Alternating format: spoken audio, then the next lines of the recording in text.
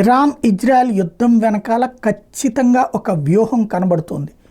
ఆ వ్యూహం ఇద్దరు మతాల కోసమే.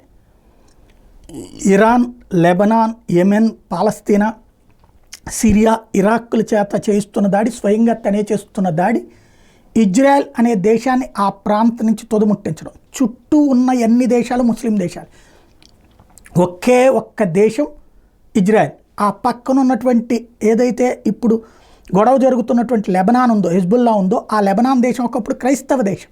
కానీ నిదానంగా శరణార్థులుగా ఆ దేశంలోకి అడుగుపెట్టిన వాళ్ళు చివరికి దాన్ని ముస్లిం దేశం కిందకి మార్చేశారు. అట్లా ఇజ్రాయెల్లో చేద్దామంటే వర్కౌట్ కాలేదు. ఎందుకని?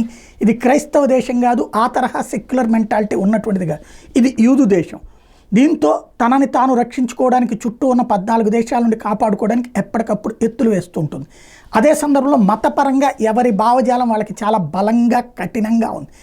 తాజాగా చూస్తే ఒక వీడియో బాగా వైరల్ అవుతుంది. ఏంటంటే ఏదైతే హమాస్, హిజ్బుల్లా తీవ్రవాదులను పట్టుకున్నారు, వాళ్ళందరినీ చంపే ముందు కావాలని చెప్పి అక్కడ ఉన్నటువంటి ఇజ్రాయెల్ సైనికుడు యూదులకి సంబంధించినటువంటి మత ప్రబోధనలు చెయ్యడం అన్నటువంటిది.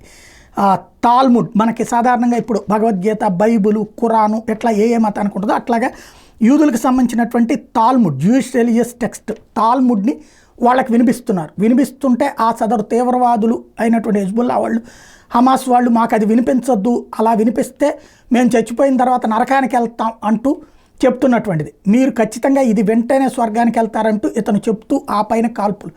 ఈ వీడియో ఇప్పుడు వైరల్ అవుతుంది. దీన్ని బట్టి మతపరమైన పిచ్చ ఏ స్థాయిలో ఉంది అన్నటువంటిది కనబడుతోంది.